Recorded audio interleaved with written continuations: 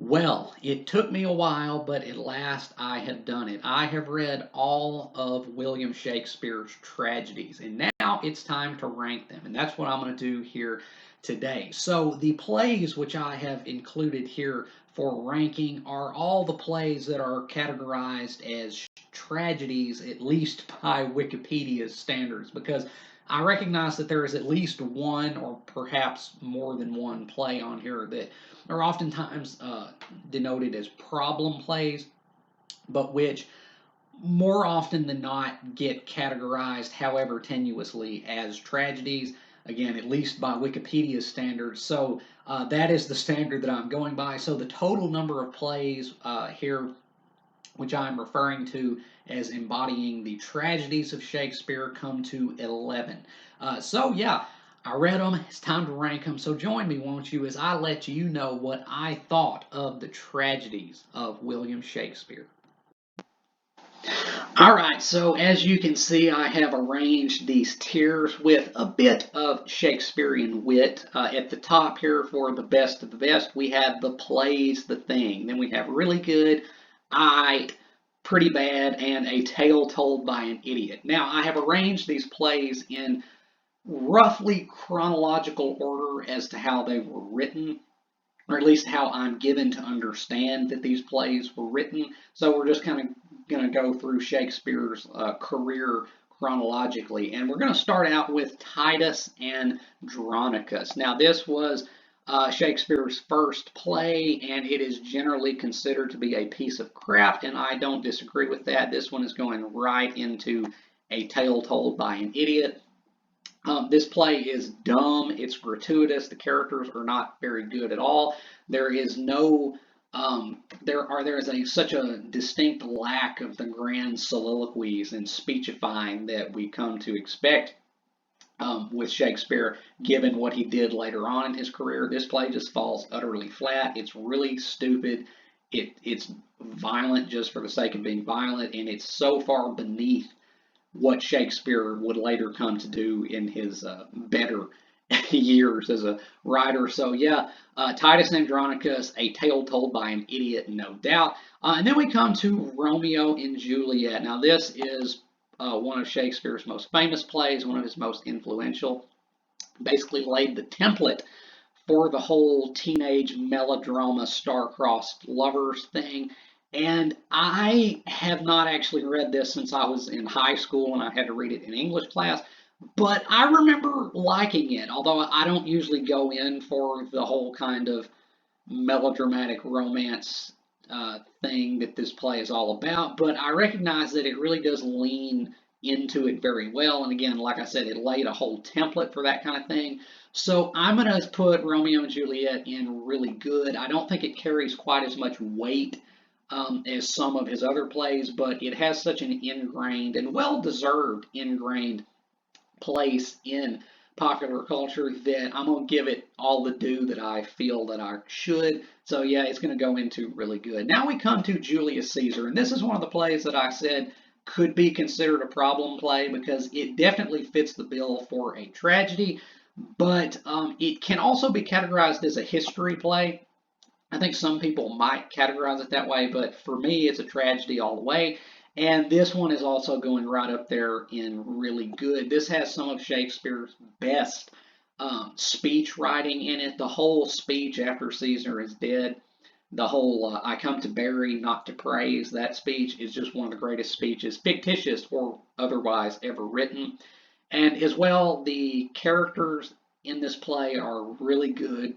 Brutus is such a conflicted protagonist. I mean, I guess you know most of Shakespeare's protagonists in the tragedies are conflicted, but Brutus in particular, because he has to, you know, come to terms with the fact that he's going to be murdering someone who is his friend, but he's going to try to do it for the greater good of Rome. And that whole scene with Brutus in the orchard where he likens Caesar to a serpent's egg that, if given the chance to hatch, will become dangerous. It's also poetic, but it also paints a picture of a man having to do something that he doesn't want to do, but feels that it is his duty to do. And it just hits hard. Again, like I said, this has some of Shakespeare's greatest speeches in it. It's just a really great tragedy.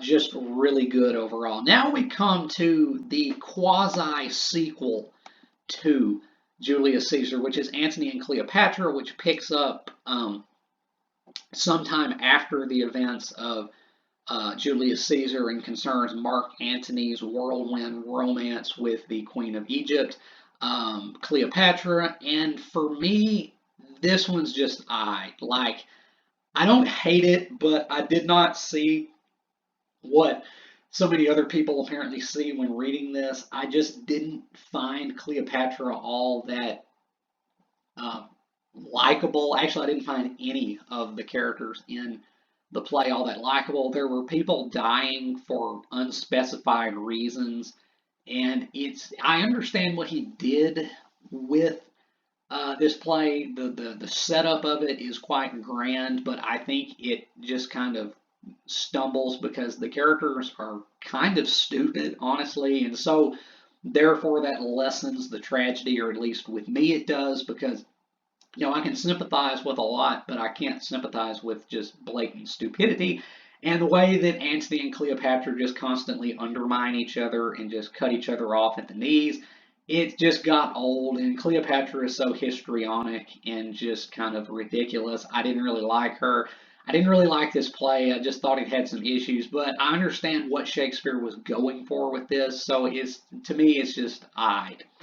Now we come to Troilus and Cressida, possibly the least known and least appreciated of Shakespeare's tragedies, and this is the main example of what I was referring to when I said that some of these plays can be considered problem plays, because depending on who you ask, this may not even be a tragedy. I think it is, although it's highly unconventional in comparison to the rest of Shakespeare's tragedies.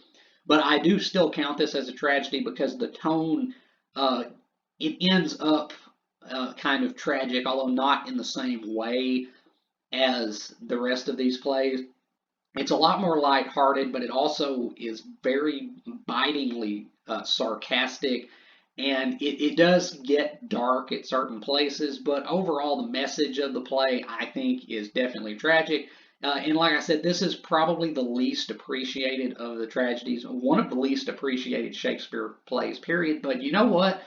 I really liked Troilus and Cressida. I thought it was a really good play. The ending, or rather the lack of an ending, apparently, did kind of put a damper on it a little bit for me, but I'm going to put this in really good. Like, if you haven't read Troilus and Cressida, give it a read because it is distinctly modern. It feels so far ahead of its time in the subversiveness of it and the way that it is so concerned with just tearing down classical myths and showing the truth of them, the kind of unglamorous truth of them. And I really do think that Troilus and Cressida was kind of postmodern before postmodern, several hundred years before postmodern. It's a really good play, not perfect, and the ending will throw some people off of it. But I think it really does have a lot of value, so I'm putting it in really good. Now we come to Othello, and my attitude towards Othello has changed a little bit over the years. When I first read it, I was really enamored by it. I thought it was a really great play, and I do still like it. But overall, I've kind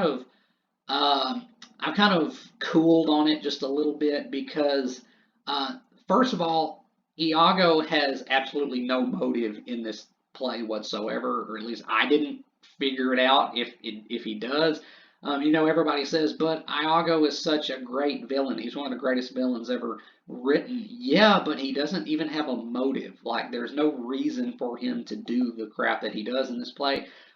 As well, it's a lot simpler than most of Shakespeare's other tragedies. The stakes are not quite as grand. But I do want to give this play credit seriously for the portrayal of its titular character. Othello is a Moor, which means he's a black man, and the way that he's portrayed in this play is decidedly noble until his deception and ultimate downfall. But I want to give Shakespeare credit for portraying this character in this play as well as he did and as respectably as he did up until the tragic downfall, because I don't think that's something that the audiences of the time would probably have expected. And I really did like Othello as a character. He was definitely admirable up to a point. And yeah, it's just a little bit simpler, but for me, I'm just going to put Othello in I beside Antony and Cleopatra. Now we come to Hamlet, the big one. This one is this is not only Shakespeare's most popular, famous, and acclaimed play. This is a real contender for the title of greatest work of literature ever written. Like the level of clout that this play swings is immeasurable, and I don't disagree with it one bit. This is going right to the top. The play's the thing. I guess that's fitting since that line is taken from this play. Hamlet is just an absolute marvel. This was Shakespeare firing on all cylinders at the peak of his game. The characters are complex. It is pretty lengthy in comparison. I mean, it is Shakespeare's longest play in comparison to the rest of them. This is pretty lengthy, but it makes good use of it. There are so many, like you really can't even count just how many speeches and soliloquies and lines in this thing are just common, idioms now.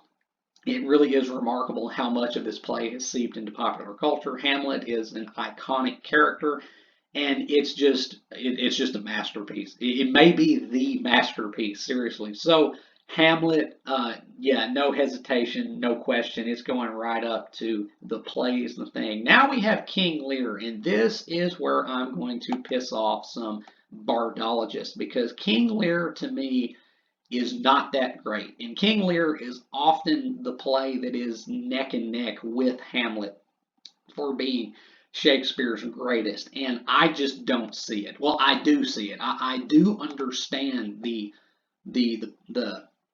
allure of this play, why it's supposed to be as powerful as it is to a lot of people, but not to me. But I don't agree with it. I do not think that King Lear is nearly as effective of a tragedy as Hamlet is. I just didn't like any of the characters in it, except the Fool. The Fool is the one bright spot in this play because he's just, he is just a sarcastic little badass. But I have problems with King Lear. I don't think it. I just don't think it's that great, really. It did not move me because King Lear was such a dumbass. His death at the end of the play is just the most retarded thing that I've ever read.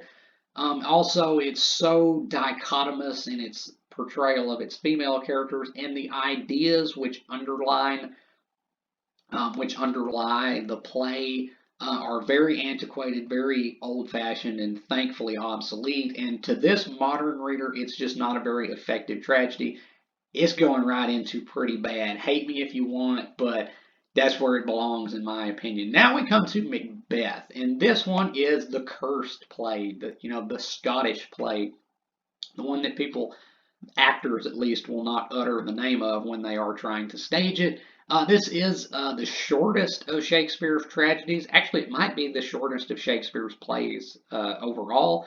And this is a bona fide masterpiece. Not quite, I don't think, on the level of Hamlet because, Hamlet's really long, Macbeth is really short. And I think Macbeth could have stood being just a teensy bit longer than it was. But overall, it's still a masterpiece and it's going in really good. My favorite Shakespearean soliloquy is Macbeth's Tomorrow and Tomorrow and Tomorrow soliloquy. I just think the power of that, the meaning of it, the depth of its meaning, it's just amazing to me. That one brief soliloquy is just masterful. I love it. And Lady Macbeth is such a kind of a template for Machiavellian women in fiction. After this, she is kind of an iconic antagonist. And the arcs of the characters are really interesting. Macbeth is evil as crap, but we understand how he got to be that point. We follow him every step of the way, and we can't really condemn his downfall at the end, but we kind of do still feel for him.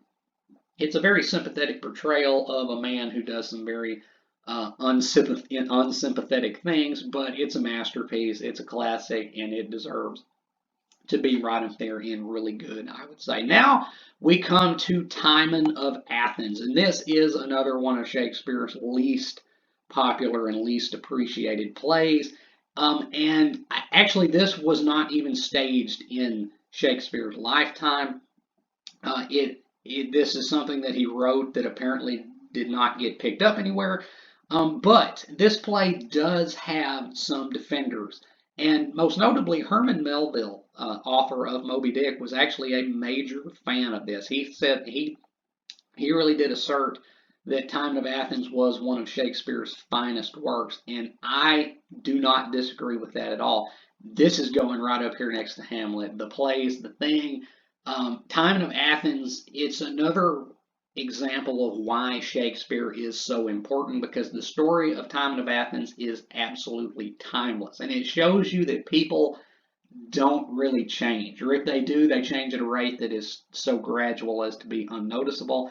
But the issues in Timon of Athens at the heart of the work are just as relevant now as they were when Shakespeare wrote about it, and just as relevant as they were when the real life, allegedly real life historical figure Timon of Athens was alive. Um, it is not perfect. It's rough around the edges. It's kind of unpolished, but it's immensely powerful, and I just love it. It really does hit really, really hard, and I have no problem whatsoever putting that right alongside Hamlet. And then we come to Coriolanus. This is one of Shakespeare's later plays, and again, it's one of his lesser known, lesser appreciated. And T.S. Eliot, the renowned poet of the 20th century, T.S. Eliot, he actually asserted that Coriolanus was superior to Hamlet, that this was Shakespeare's masterpiece.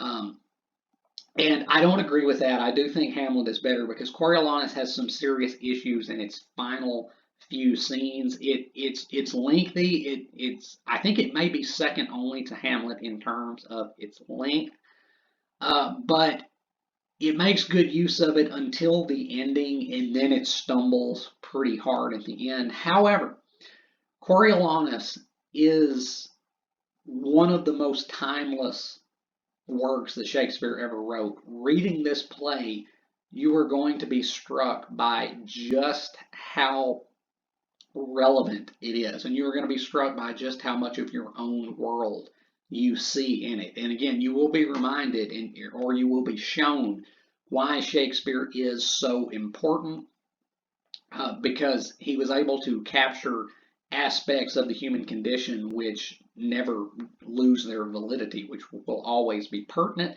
And nowhere is that more apparent than Coriolanus. I truly was astonished to see just how relevant Coriolanus really is, and it is, in my opinion, even though it does kind of stumble pretty hard at the end, I'm putting this in the plays the thing. Coriolanus is a masterpiece, even though the ending is a little bit weak. It really is a masterpiece. It gives us a character who we have no right to sympathize with because he is a total dick, but the genius of the play is that it brings us to sympathizing with him nonetheless. And no one is clean in Coriolanus. Everyone is just a complete pile of crap. It shows a society with such direly misplaced values that its titular character is basically the end product of what that society has come to be. And it is just one hell of a tragedy. It really, really is. So yeah, Coriolanus is going right in the plays, the thing. So that is my breakdown of the tragedies of William Shakespeare. The best to me are Hamlet, Timon of Athens, and Coriolanus. Then the second best, we have Romeo and Juliet, Julius Caesar, Troilus and Cressida, and Macbeth. And then at just the mid-tier plays, we have Antony and Cleopatra and Othello. And then in the pretty bad plays, I'm putting King Lear. And then I don't think many people will argue with me about putting Titus Andronicus at the very bottom, because ain't a lot to recommend that play. But yeah, that is my breakdown of the tragedies of William Shakespeare and how I see them, or at least how they impacted me when I read them. So, that has been my ranking of the tragedies of William Shakespeare. Like I said, I know I may have pissed off some bardologists out there, but if so, you can feel free to disagree. This is, after all, only my opinion. Be sure to let me know down in the comments whether you have agreed or disagreed with any of my rankings of these plays, whether you have read any or all of these and what your thoughts on them were. And as always, if you have enjoyed anything you've seen or heard here today, remember to hit that like button and subscribe. I would greatly appreciate it. And until next time, peace.